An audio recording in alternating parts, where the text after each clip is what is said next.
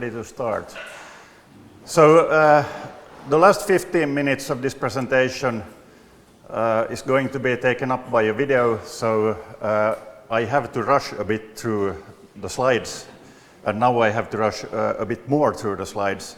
So I hope you can forgive me for being very quick in the first two-thirds. And the piece I'm going to explain more about later. So, Benedict Slotte is my name. I represent Northern Europe here at this ContinuuCon, coming from almost the other end of Europe, Finland. Third ContinuuCon for me so far. And this will be about how this album came to be. It's easy to choose an album in my case because there is only one. And you will hear more later about that.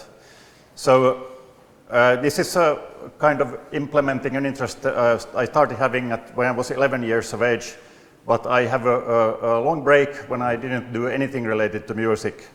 Until then, when I was studying, I started in a choir, and then 7 years later started getting interested in overtone singing. So that's one thing as well. So I like to say that I got into music through the acoustics and sound signal processing backdoor. And acoustics is also what I work with professionally and have studied, so that's another reason why I've kind of entered music that way. So I have to tell you about this, because this is about 1 year after Lippold came up with the idea. Am I right? This was in 1982 when I had this strange dream. Some people might remember it because I wrote about it in the Continuum Facebook group once. So for some reason, just a random dream, something looking like this where you could control two parameters at once, and it was funny to open the Continuum in 2012 because it looked so familiar. And you didn't use fingers here, instead you had these black discs that you could move around and control two parameters at once. So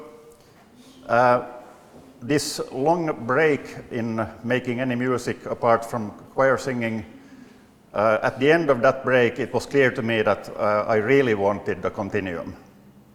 And I didn't own any synthesizer before that. And there was so much in the Continuum and in the Eigen matrix that I liked. For example, the matrix thinking was familiar to me from what I read in this Finnish book about electronic music that I showed earlier. I remember looking at the pictures of EMS Synthi 100, and I thought, what a fantastic instrument that you can connect anything to anything. And then the other interesting thing was granular synthesis, the option to do a granular synthesis, and you will hear more about that later as well. And other instruments, okay, I do have a theremin, I do have an osmose, but for practical reasons, meaning lack of space, I'm unfortunately not really able to play them in my ridiculously small studio. That will change maybe later. And some people are born composers. They have this drive and urge, they have to create. I'm not one of those, so to do something I have to force myself. So it started with promising the audience in Asheville in 2017 that I would release an album in 1 year. That didn't happen, it took 3 years, but there was a release anyway, eventually. And doing it all myself wasn't an issue. I was very inspired to do it because I have done recording and mastering before, and then sound design was something I liked a lot, so no problem with that. But I needed another excuse to get going, and that was a little art festival in my hometown of Turku, which was once the capital of Finland before Helsinki. And it so happens that there's one quite suitable building, the Sibelius Museum, where behind the building there are 5 ventilation openings. And I started thinking, okay, what could I do with those? And this art festival was looking for a piece where you have used space in some interesting way. So I thought, okay, this is something I could do, so I applied and was approved to create a piece for that. And by the way, this name Olohuone 306.4 means living room in Finnish, and the square kilometer number there is the area of the city of Turku. And here you can see one of those ventilation openings. There are 5 in total. They are quite widely separated. So there came the spatial aspect, which you will hear also in the piece later. So the idea was here to place graphical artworks and this way express and illustrate the analogy between pitch ratios, that is musical intervals, and geometrical ratios. And you can see also I'm referring to the brutalist architecture of the building. Some people say it's ugly, some people say it's interesting, but it was a child of its time. It was built in the 60s. And yes, my father is an architect, so maybe that's why I have some kind of thinking in that direction as well. This will be interesting to people, especially dealing with intonation. Here you can see the 5 artworks that were placed above the ventilation openings where the speakers were. And here you can also see on one page the musical intervals that they are illustrating, and symmetrical geometrical relations. And here I'm showing both equal temperament and just intonation, more specifically 5 limit just intonation, and the ratios that these intervals represent. And you can see actually that some of these lines are not aligned, and that's because there's a difference in intonation between equal temperament and just intonation. And one thing you can also see here is that complexity increases going from left to right. And that's also illustrated in the background graphics, because they also show the passage of time. The leftmost picture is the Colosseum in Rome, and the rightmost the picture at the right end is a modern skyscraper. So it's also a temporal progression, which is kind of illustrating this so-called emancipation of the dissonance, which has happened in music, that dissonant intervals have become more and more permissible during the centuries. And okay, I'm a prog rock fan, so it had to be a concept album, but I don't have the skill. I don't have the skill to play progressive rock, so I'm doing what I can do, and that's something else than progressive rock. But I did borrow the idea of a concept album from being a prog rock fan. And since I was dealing with proportions before, I thought before the rest of the pieces were made, what should this be about? So I chose proportions, and since I like Latin, I haven't studied Latin, but I like and admire the language. I also used Latin names for many pieces, so the album became De Proportionibus, which is Latin for on proportions. And then this horrible thing about forcing oneself to choose some kind of genre. And I think that's something you cannot avoid if you want to reach streaming platforms. So what do you do? I asked a few people earlier, what do you think that this is? And Sally had a good idea. Cinematic ambient is probably very close. I like to think that this is somewhere between certain contemporary classical and ambient, because I'm taking influences from both. One thing which distinguishes from ambient is that there's, I like to use quite a lot of dynamics, to the point of having jump scares here and there in the music. And that's not what you do in traditional ambient, because originally ambient was supposed to blend in with the environment. And then you don't want dynamics, because it sticks out.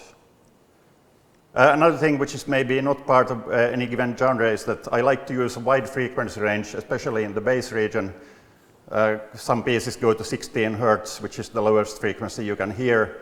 And also the spatial aspect is important. So playing with space, panning things to different locations, and also using depth, so that some things are very far away and some are close.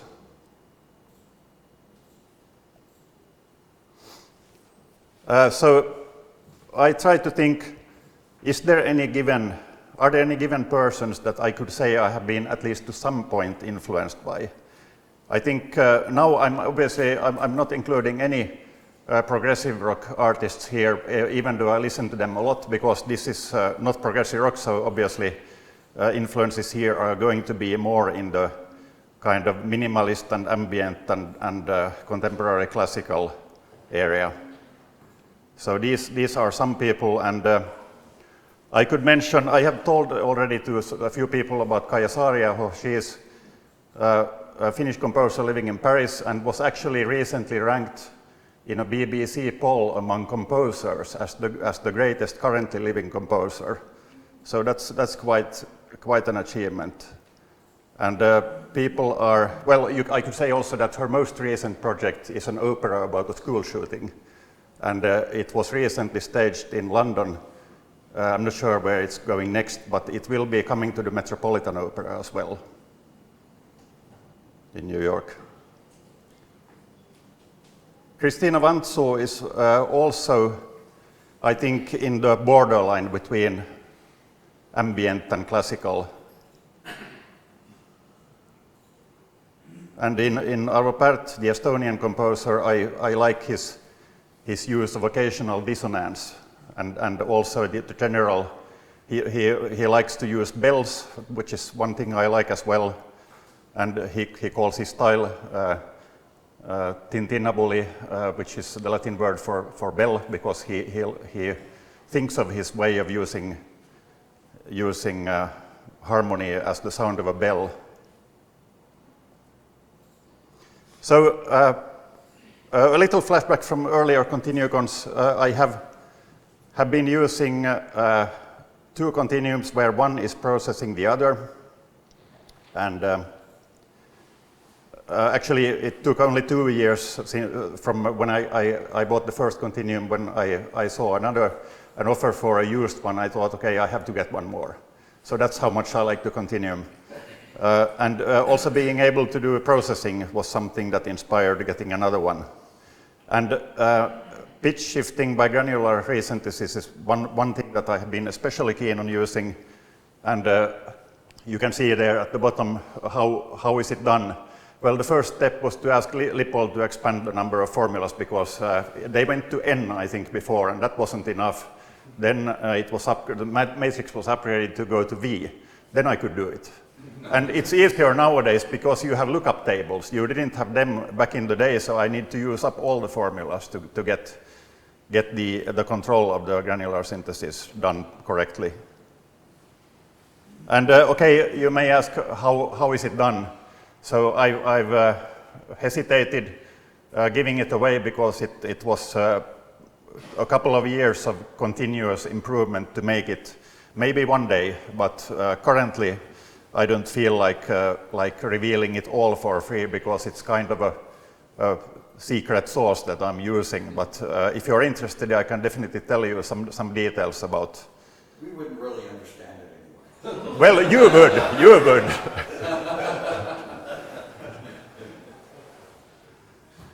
So here's a little visual analogy of granular resynthesis. You are kind of, you heard already yesterday about that a bit as well.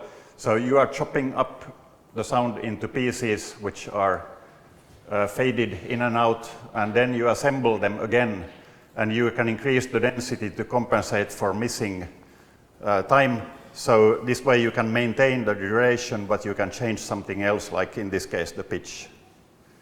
And here is the first little excerpt, which is actually, it's using pitch shifting, but not granular pitch shifting, because granular pitch shifting would break down. There are distortion products generated when you do that, and they would get too loud. So this is done by just playing back at a different speed.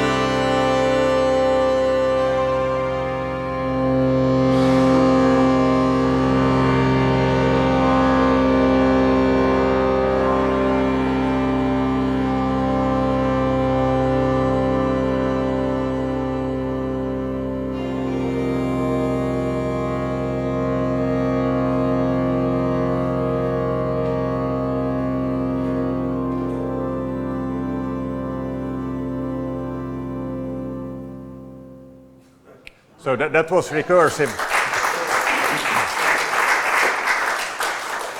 So that was actually an example of recursive pitch shifting. So you pitch shift, and then you feed the result of the pitch shift back again into the same pitch shifting.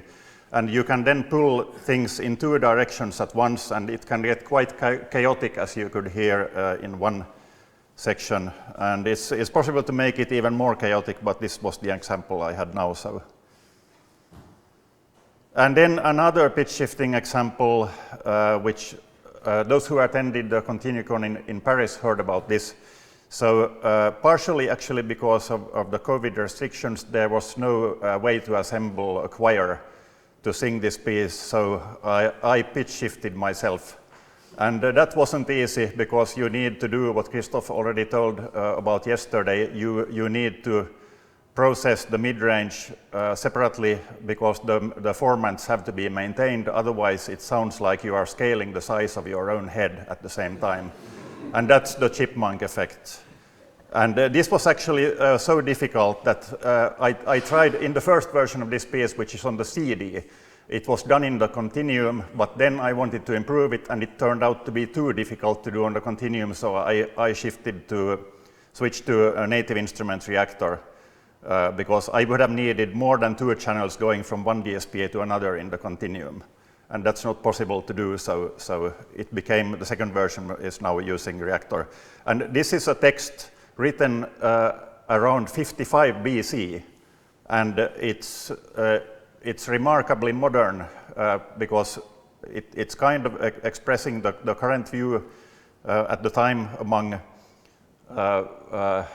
Titus Lucretius Carus and a few others, that they were thinking in terms of a kind of non-religious interpretation of the structure of the visible world. They didn't know obviously anything about cosmology, but it's funny that you can apply this text also to modern cosmology and the appearance of matter, and that's what I've tried to do here.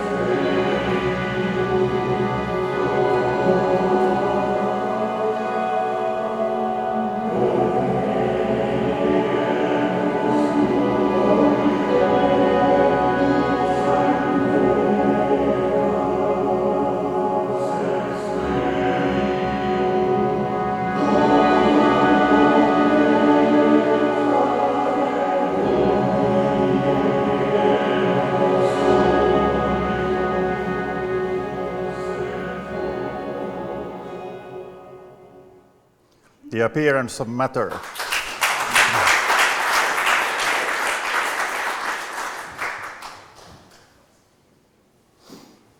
So here is the piece that has the least amount of continuum. Every piece does have continuum. This one is maybe just 25% continuum, and some are 100%. So in this case, the special thing about this piece is, well, okay, it includes overtone singing, but it's also real and virtual at the same time, because the reverberation here is the longest existing reverberation in the world in any human-built structure, and it's not artificial. There is actually a place that has 75 seconds of reverberation. That's 10 times as much as the biggest cathedrals, and that's a decommissioned oil tank in Invergordon in Scotland, and there's one guy, Trevor Cox at the University of Salford, has went there and measured the impulse response, and I received permission from him to use it. So that's how I was able to enter the engine down oil tank and sing overtones there.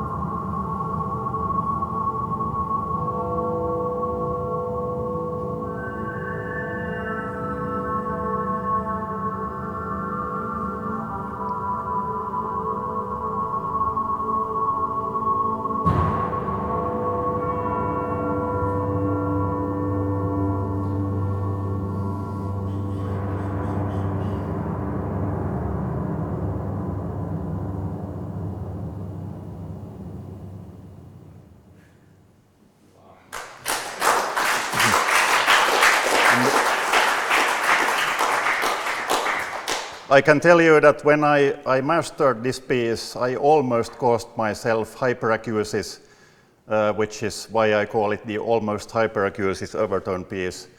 Because the ear is obviously very sensitive to high sound pressure levels at mid-range frequencies and upper bass. So I slightly overestimated what I could handle at extremely low frequencies. You don't hear them here, but the peak is at 30 hertz or 25 or something. So you cannot go too high, even in the extremely low bass region. So I noted that I was slightly oversensitive to sounds for some months after doing this. Fortunately, I stopped in time, but I kept listening to this orchestral bass drum hits a bit too much and at too high a level while I was playing it and editing it.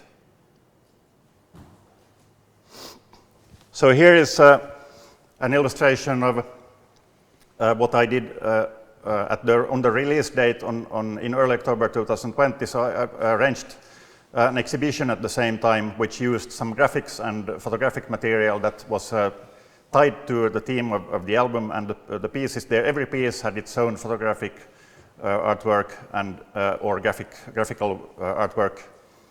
And here is one example of photographic abstract photographic work.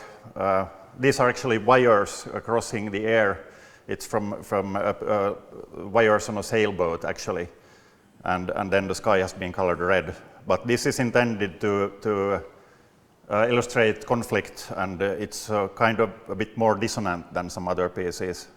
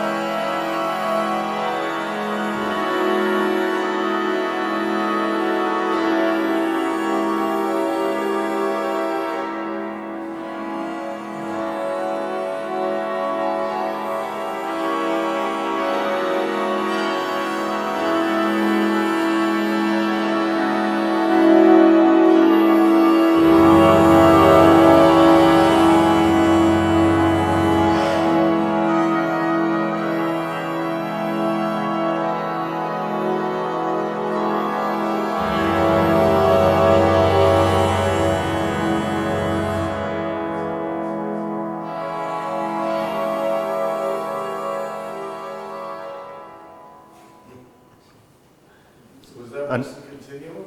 Yes, and the pitch shifting here was actually that everything was done as a parallel minor third, if I remember right. So I played something, and the other continuum was pitch shifting it up a minor third. Diminished. Yes, yes. It gets very lush and complex when you do that kind of thing. So. Play the other continuum live, or is it basically the modulating continuum? Sorry. So when you play the one continuum and you're processing to the other continuum, do you play that also on the left hand? In this case, I didn't, because it was a static chord. I just pressed it once and then used the sustain pedal. But it's possible also, of course, to play in real time. So since the previous presentation was very good you got a good overview of the digital audio workstation work, I think I will rush a bit through this so that we have still some kind of time for the ending. But let's just say that I did this in Nuendo. You can do, of course, this in any suitable DAW. And one thing also, since I needed to use two continuums at once, so that required an external MIDI router, and I did this by using iConnectivity MIO10. That's out of production at the moment, so it's nowadays called MIO XL, but that's a programmable MIDI filtering and routing device, so you can handle such mismatches between channel allocations by using that. And this is similar to what you saw in the previous presentation, so I don't think we need to spend time on that. But anyway, one track per voice corresponding to the polyphony of the continuum.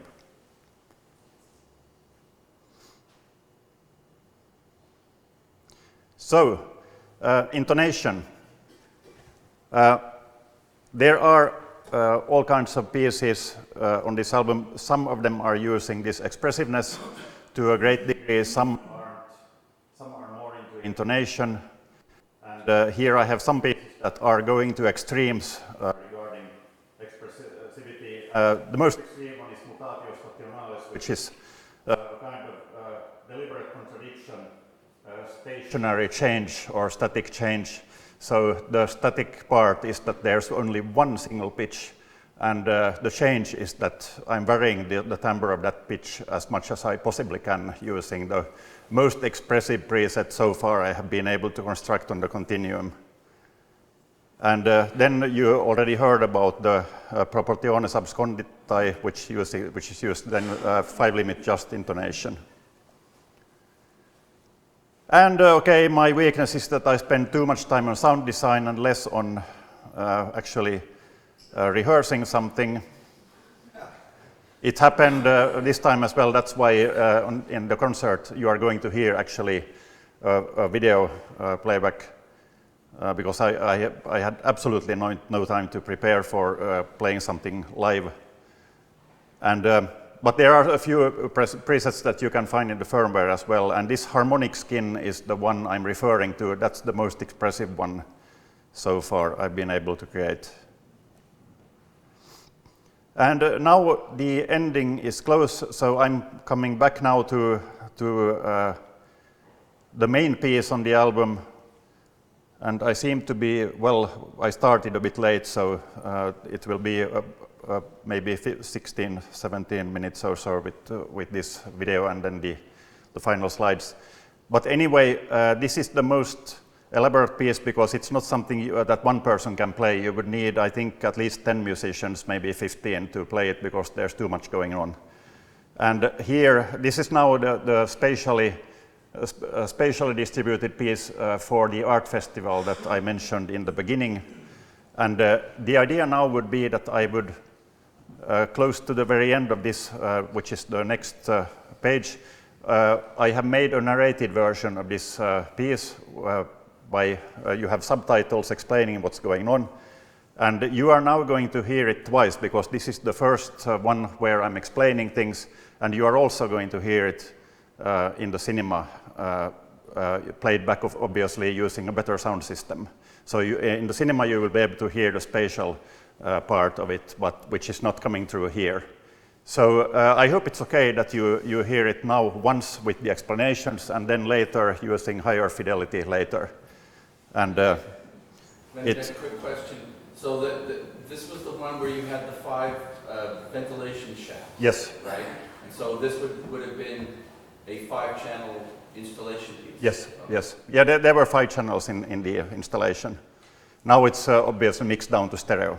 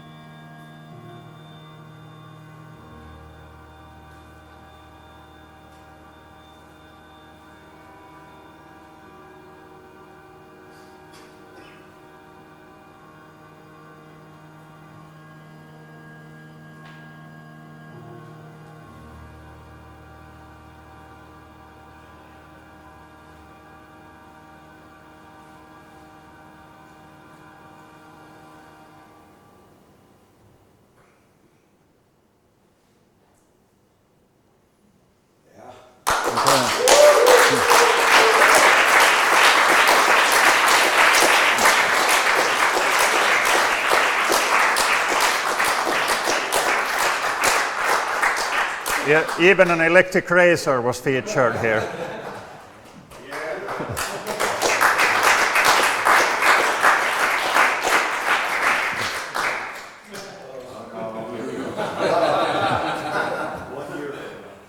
So I thought about having a show of hands here, which team you would like better, but it may sound crazy that I have two such totally different ideas for how what to do next, but you can see in the final sentence that it could also be something completely different.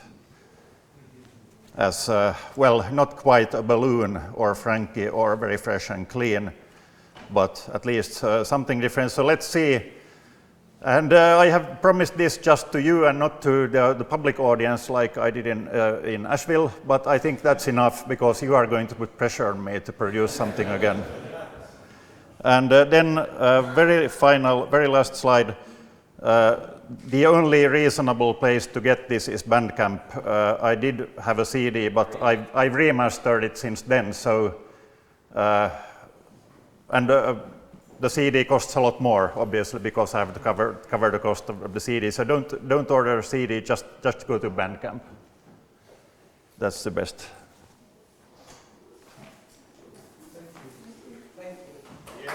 All right, that was all.